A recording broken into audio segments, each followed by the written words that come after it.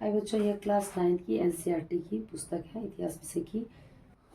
किस महिला क्रांतिकारी पर नेशनल कन्वेंशन द्वारा देशद्रोह का मुकदमा चलाया गया और उसके बाद उन्हें फांसी पर लटका दिया गया? ओलंते गुंज को। तो इन पे जो था क्रांतिकारी अदालत द्वारा देशद्रोही साबित किया गया और उन्हें फांसी पर लटका दिया गया। दास प्रथा का उन्मूलन जो है, इससे प्रश्न बनेंगे। यहाँ पेज नंबर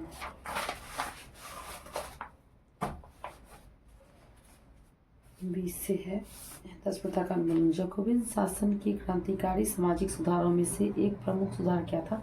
तो फ्रांसीसी उपनिवेशों में दास प्रथा का उन्मूलन। यह जो थे जैकोबिन शासन के प्रमुख क्रांतिकारी सामाजिक सुधार थे। कैरेबियाई उपनिवेश के प्रमुख क्षेत्र कौन कौन थे? तो मार्टिनेक, ग्वाडेलूप और सेंट डोमिंगो। यह कैरेबियाई उपनिवेश कैरेबियाई सागर के आसपास के जो क्षेत्र थे वह कैरेबियाई उपनिवेश थे।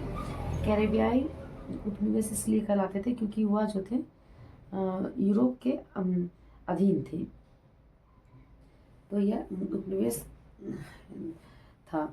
मार्टिनेक, ग्वाडेलूप और सैन डोमिंगो किन वस्तुओं के प्रमुख आपूर्तिकर्ता थे? तो जो था तंबाकू, नील, चीनी और कॉफी जैसी व्यावसायिक वस्तुओं के आपूर्तिकर्ता थे, क्योंकि इन सारी वस्तुओं को वे लोग अपने देश में ले जाते थे। और जैसे कि नील का कपड़े के लिए, तंबाकू का जो है नशीली वस्तुओं के उत्पाद के लिए, चीनी का, कॉफ़ी का, ये सारी चीज़ों का उपयोग वह अपने फैक्ट्रीज में करते थे, तरह तरह इसकी चीज़ों के उत्पाद में। दास व्यापार की शताब्दी में शुरू हुआ था, 17वीं शताब्दी में। यूरोपीय देशों के बागानों में श्रम की कमी का क्या कारण था? तो यूरोपीय देश के जो बागान थे उसमें श्रम की कमी का प्रमुख कारण था अपरिचित एवं दूर देश जाकर काम ना करने की इच्छा। वहाँ के जो लोग थे या वहाँ के जो श्रमिक थे वे थोड़े से अपरिचित जगह या दूर देश जाना नहीं चाहते थे और ना काम करने चाहते थे। इसलिए था क्या, वहाँ के बागानों में मजदूरों की कमी हो गई। श्रम की कमी को यूरोपीय देशों ने किस प्रकार पूरा किया? तो यूरोप, अफ्रीका एवं अमेरिका के बीच त्रिकोणीय दास व्यापार द्वारा जो था श्रम की कमी को पूरा किया। यूरोप जो थे कहाँ से? अफ्रीका से दास खरीदते थे और अमेरिका में तैयार माल को बेचते थे।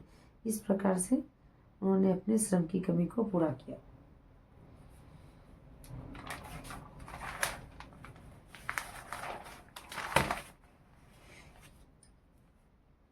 आइए बच्चों, यह पेज नंबर 21 से प्रश्न बनेंगे। फ्रांसीसी सौदागर दासों के क्रय हेतु बोर्दे नांते बंदरगाह से किस महादेश के तट पर जहाज ले जाते थे? तो फ्रांसीसी जो सौदागर थे जो यूरोप महादेश में आते हैं, तो वे लोग उनके बंदरगाह थे बोर्दे नांते, इनसे खाली जहाज ले जाते थे अफ्रीका के तट पर। फ्रांसीसी सौदागर किससे दास खरीदते थे? स्थानीय सौदागर से या सरदारों से दास खरीदते थे। अटलांटिक महासागर के पार कैरेबियाई देशों तक दासों को किस प्रकार से जहाज में ले जाया जाता था? तो अटलांटिक महासागर के पार जो कैरेबियाई देशों तक तो जो कैरेबियाई देशों तक जाने के लिए अटलांटिक महासागर को पार करना पड़ता था। तो दासों को क्या करते थे, वहाँ के स्थानीय सौदागर से खरीद लेते थे दास को, फ्रांसीसी सौदागर, और उनको कोई गर्म चीज को आग में तपा के दासों के हथेली में, बाजू में या कहीं पैर पे निशान दे देते थे। और वह चूंकि पूरा गर्म था और इससे पूरा एकदम उसका दाग हो जाता था, वह दाग छूटता नहीं था, निशान जो है वो नहीं छूटता था। तो उसी तरह से उसको दाग कर हथकड़ियाँ डालकर उसको जहाज में जानवरों की तरह ठूस दिया जाता था। जहाज़ों में ठूस कर दासों को कितने दिन तक समुद्री यात्रा कराई जाती थी? तो 3 महीने तक उन्हें समुद्र में ले जाया जाता था, अटलांटिक महासागर पार करके कैरेबियाई देशों में ले जाया जाता था। दास श्रम के बल पर यूरोपीय बाजारों में किन वस्तुओं की बढ़ती मांग को पूरा करना संभव हुआ था? तो चीनी, कॉफी एवं नील की मांगों को पूरा करना संभव हुआ था। इन सारी चीज़ों की मांग थी बाजार में बहुत ज़्यादा, तो इनकी मांगों को इन दासों के बल पे ही पूरा किया था, क्योंकि इन सारे कामों में जो है श्रमिक का बहुत ज़रूरत होता है। काफ़ी कठिन श्रम के बल पे ये सारी चीज़ें तैयार होती है।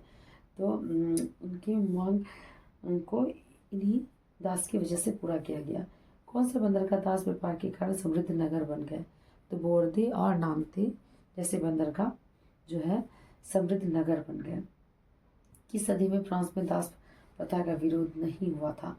तो 18वीं सदी में जो है विरोध नहीं हुआ था ज़्यादा, क्योंकि उससे जो था सरकार को फायदा था, तो सरकार को टैक्स मिल रहा था ज़्यादा, तो इसलिए सरकार भी इस चीज़ का विरोध नहीं करती थी। नेशनल असेंबली ने किस भय से दास प्रथा के विरोध में कोई कानून नहीं पारित किया? तो दास व्यापार पर निर्भर व्यापारियों के विरोध के भय से, वही जो है टैक्स, उन व्यापारियों से उन्हें बहुत सारा कर मिलता था, जिस वजह से उन्होंने नेशनल असेंबली ने ज़्यादा दास प्रथा का विरोध नहीं किया। फ्रांसीसी उपनिवेशों में सभी दासों की मुक्ति का कानून कन्वेंशन ने कब पारित किया? तो 1794 में पारित किया। कन्वेंशन द्वारा दास मुक्ति के संबंध में कानून बनाने के कितने वर्ष बाद नेपोलियन ने दास प्रथा पुनः शुरू कर दी? तो है जब कन्वेंशन ने दास मुक्ति का कानून बनाया, इसके बाद नेपोलियन ने फिर से दास प्रथा शुरू करी 10 वर्ष बाद।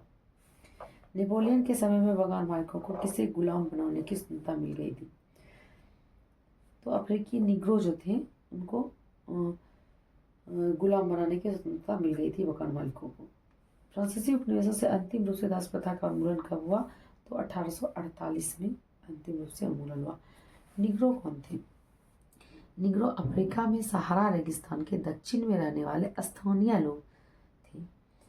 तो अफ्रीका के जो सहारा रेगिस्तान है उसके दक्षिण दिशा में स्थित जो लोग निवास करते हैं स्थानीय लोग, वही निग्रो कहलाते हैं। यह क्या अपमानजनक शब्द है जिसका प्रयोग अब नहीं होता है।